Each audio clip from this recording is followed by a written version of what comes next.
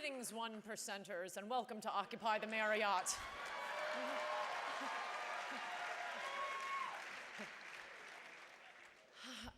Did you know that Michael Moore is only one person, and yet he controls 33% of the world's cholesterol?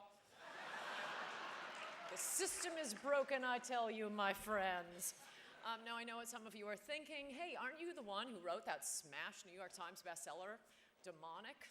How the liberal mobs are endangering America? And no sooner did it come out than demonic liberals burst out into mobs across the nation? Yes, that's me, and I'm sorry for that. But the good news is the title of my next book is Nancy Pelosi Moves to Luxembourg.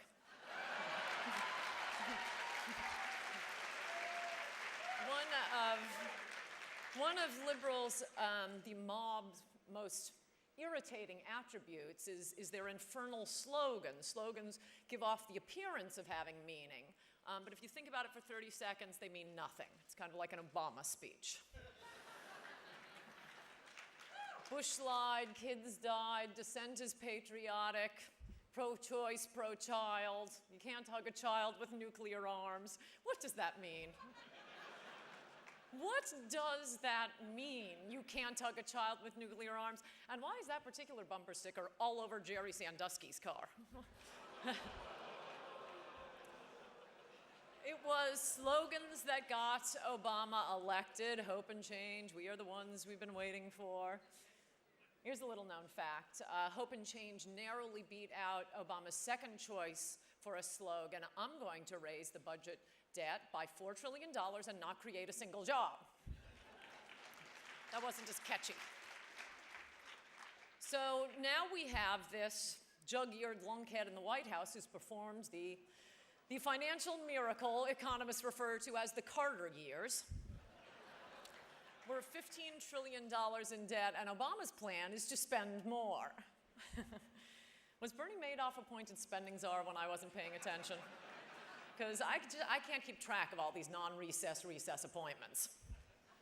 First, Obama passed $1 trillion stimulus bill that was supposed to create jobs, but mostly it stimulated the government. Now the Democrats want another trillion, which they say is for jobs. They denounce Republicans. Oh, you must be against jobs if you won't give us this other $1 trillion. No, all Republicans should say is what happened to the first trillion. Oh.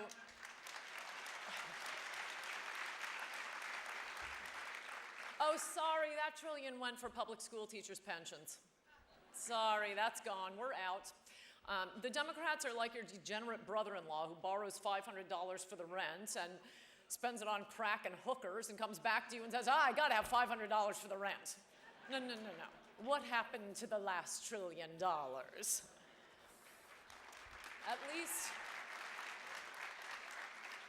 At least we have a lot of extra money lying around for all new entitlements like Obamacare. Obamacare is so fantastic and everyone is so looking forward to being in it that the Democrats immediately gave waivers to 1,000 of their best friends. Since Obamacare became law continuously, I mean, it had to be passed through sleazy parliamentary maneuvers without a vote to spare, a purely partisan vote. Americans opposed it when it passed, and a continuous majority of Americans have opposed it since it's passed. The only thing Americans have agreed on this much is that OJ killed Nicole.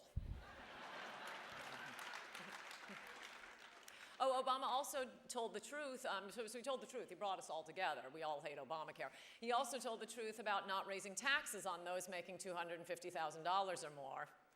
They aren't paying taxes for the simple reason that they don't have jobs. Consider that the lowest unemployment numbers since Obama has been president occurred the day he took office. Since then, up. We have a little dip now. The unemployment rate was 7.6 when Obama took office. The next month, 8.1. Soared up through 9 and 10. Now that he's gotten it down to 8.6, everyone in the media is demanding we do a hallelujah chorus that he's gotten it down to 1 full point above what it was when he took office. It's like you go to a doctor with a fever of 102, he treats you, it goes up to 104, and then 3 years later it falls to 103, and we're all supposed to agree, that is one good doctor.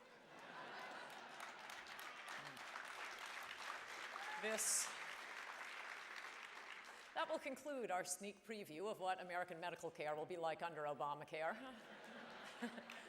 I'm just kidding. Under Obamacare, you'll have to wait 3 years to see a doctor. You'll probably get better by then, or you'll die. But even with all this, Obama is going to be very difficult to beat this year. Number one, he's an incumbent. Number two, Americans keep telling pollsters they like him personally, don't like his policies, but they like him personally. He's our first black president, and the NFM, the non-Fox media, is gaga about him.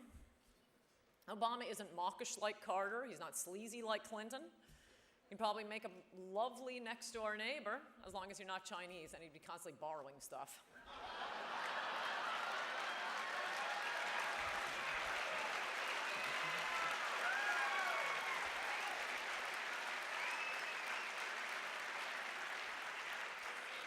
Voters with 40 years of politically correct education are ecstatic to have the first black president. They just love the idea of it, even if we did get Flavor Flav instead of Thomas Sowell.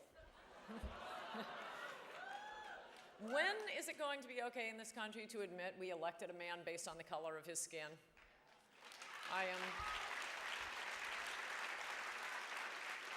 I'm talking, of course, about John Boehner.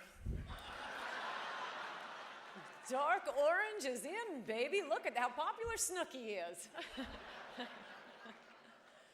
Republicans have managed to defeat a sitting president only twice in the last 100 years. Once was exactly 100 years ago in 1912. Once was in 1980 with Ronald Reagan. That's why I said from this stage a year ago that I thought Chris Christie was the only one who could beat Obama. I'm pessimistic, or I was more pessimistic, about any Republican beating Obama, and Chris Christie is the kind of politician that comes around only once in a generation. Like Reagan, he speaks the truth directly, boldly, the way no one else will, taking on the evil empire of our day, by which, of course, I mean the public sector unions.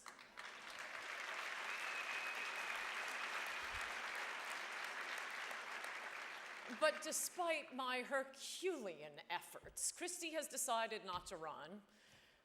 Now he won't even return my calls. I thought we had something special, Governor. But since last year, Obama has gotten worse and Romney's gotten a lot better. I assume you've been...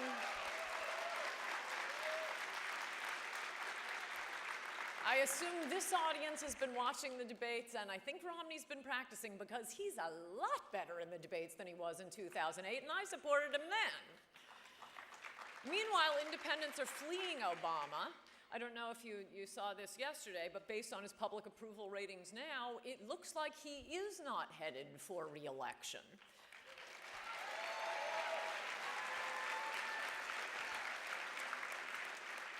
No amount of that Jakarta charm is going to get people their jobs back. This time he's got to run on his record. If you remember when Ronald Reagan ran on his record in 1984, Saturday Night Live did a sketch of Reagan in his war room, or rather Mondale in his war room, and they're looking at district by district and which ones they thought Mondale could take, and then you pull back from the map and you see the entire map is just a map of Minnesota. So that's what happens when Reagan runs on his record. No, Obama's got to run on his record this time, and the only people calling for hope and change are us.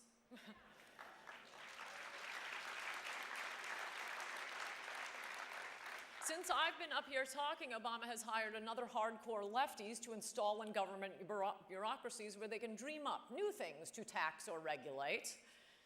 This is, you hear it all the time, this is the most important election of our lifetime because this is the only shot we have to repeal Obamacare.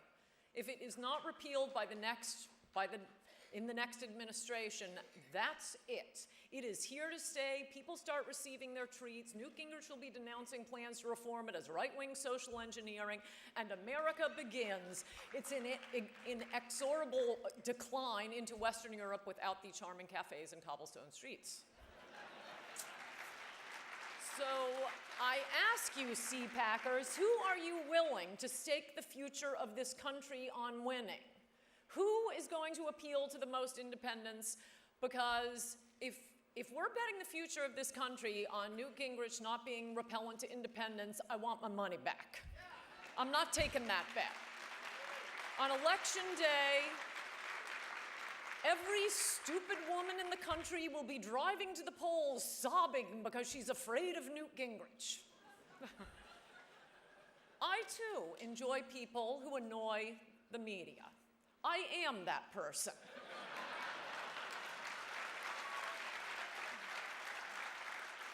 But this is a presidential election that will decide the future of the country.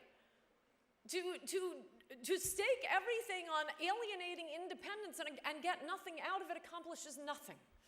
Keep your eye on the prize, right-wingers. The only question you should keep asking yourself is who will have the most appeal to independents, to undecideds, to my gender. When Reagan ran and was the first one to take out a sitting president in 100 years, he did not run against Jimmy Carter by calling him a socialist. He didn't call him a Kenyan colonialist. He didn't call him a radical. He didn't say anything about Carter. He said Carter's policies were failed. That's how Reagan took out a sitting president the first time in 100 years. I feel like, the Godfather asking for Luca Brasi. Nothing fancy, just get the job done.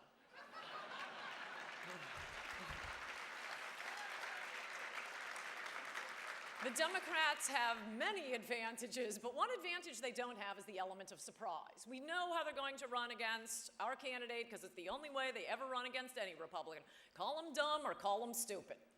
And there is one presidential candidate we have right now who frustrates both of those. That is Mitt Romney, and exactly what it is.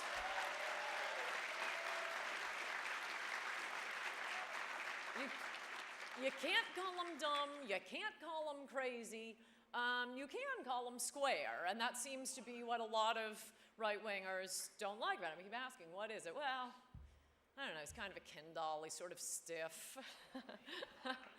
I think we've had enough of hip. Hip has nearly wrecked the country. Let's try square for a while. Thank you, I'm gonna take your questions now.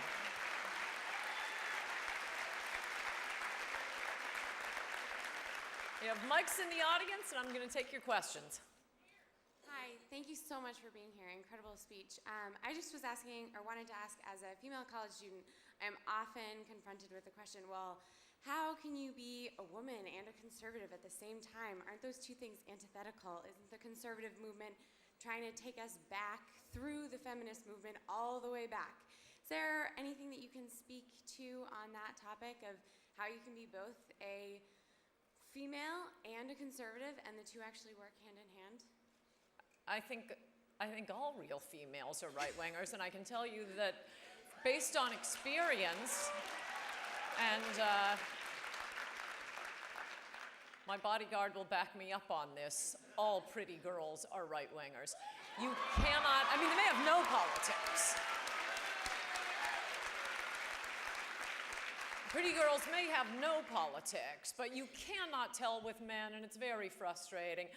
Some of my male fans have hairs to their derriere and tattoos up and down their arms. Some of my antagonists seem like perfectly attractive, preppy young men. Girls, pretty girl is walking toward your table, you know she's a fan. No, I think it's the feminist movement that has set us back. I don't write about feminism. It seems so manifestly obvious. It doesn't need my stunning skills or analysis. But the reason unattractive, I suppose, the reason liberal women are liberal is because they have to date liberal men. And, they get, as we've seen from Bill Clinton and Dominique Strauss-Kahn and Anthony Weiner, we see how liberal men treat women. So you don't want to be stuck in, I'd be angry too. I'll take 69 cents on the dollar or whatever the current feminist myth is about how much we make just to never have to pay for dinner. That seems like a fair deal to me. No, and what liberals want, again, as we've seen recently in this crazed zealot feminist secretary of HHS. It's all, you know, birth control for all, and we're going to jam this down your throats. Who does that help? I think it helps Anthony Weiner and Bill Clinton and Dominique Strauss-Kahn. You're a lot better off being a conservative, and also the myths you hear from the feminists, I mean, they've all been beautifully disproved in the person of Phyllis Schlafly. The one time Phyllis Schlafly was wrong in a debate, which I mentioned in my book, Slander, a little-known fact, except for the millions of people who have read Slander now, was she was debating a feminist. The feminist was saying Harvard Law School has only been admitting women for so long, and Phyllis Schlafly said, no, that's not true. I almost went there when I was in graduate school at Harvard. It turned out Phyllis Schlafly was wrong. Harvard was not admitting women, but they thought she was so hot they were going to make an exception for her. There's your conservative woman. How confident are you that when Mitt Romney gets elected, that he's going to do what he says now and in the debates that he's going to do it? I think the issue with him has been with the people that are voting not Romney, the confidence level.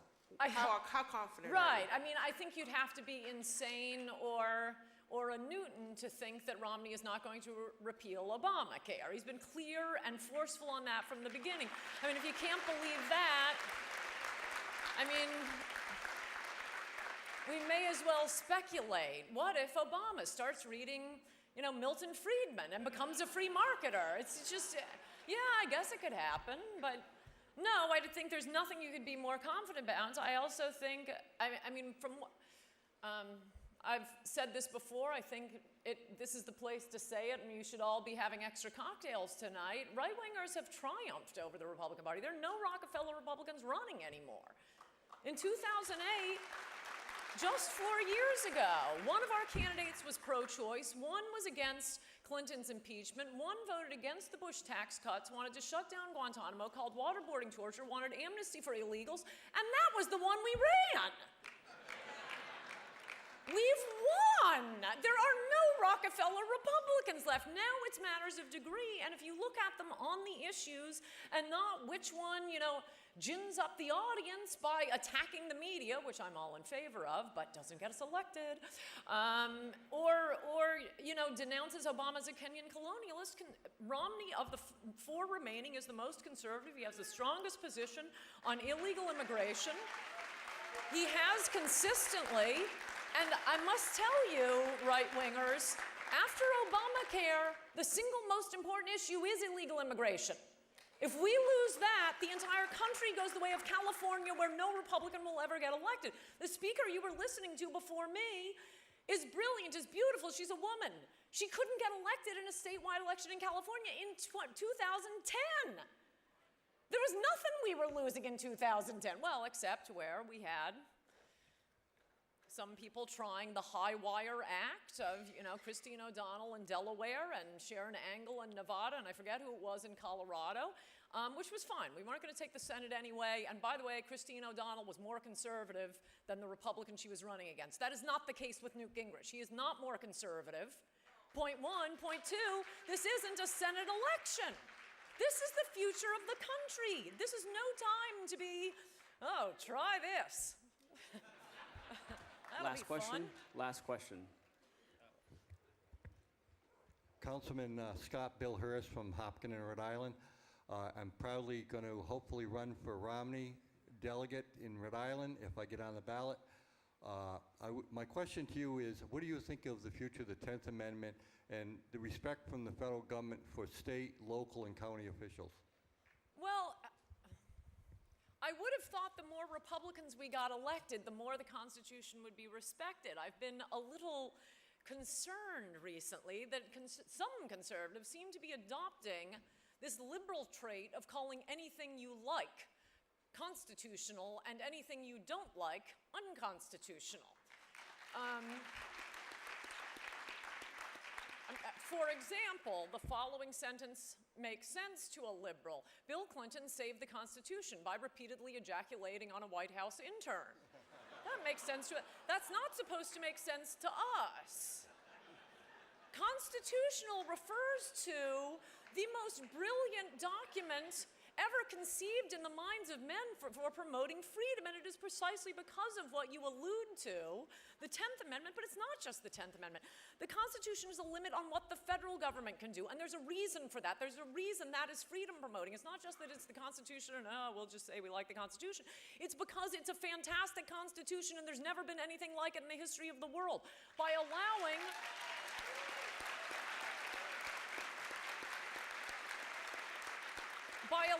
states and federal governments, elected officials in states and local governments, to make all the decisions to, as Rick Santorum has said, though I think he has not explained it as well as it could be explained, yes, states can ban contraception. States could have a law saying you have to walk around in a purple hat.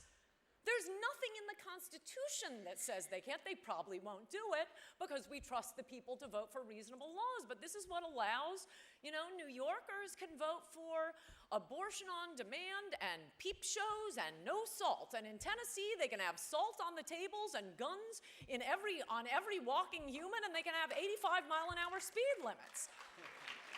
That allows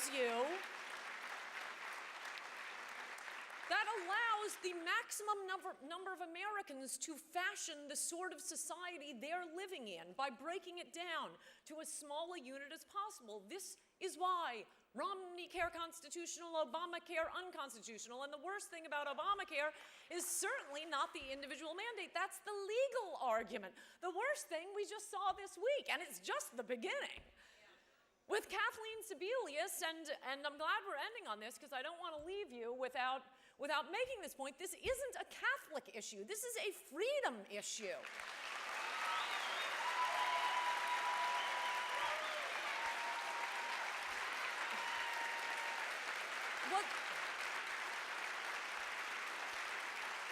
The point is,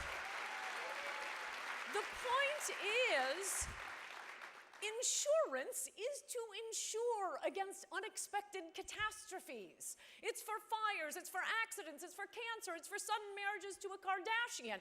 It is not. You don't call up your State Farm auto policy for an oil change.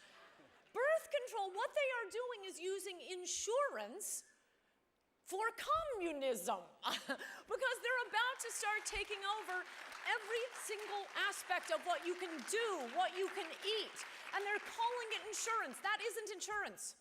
Birth control is, at most $20 a month. What is an abortion? $400, $500? You don't get insurance for that. And this woman who is she is Obamacare. The title of the bill should have been Kathleen Sebelius, feminist zealot.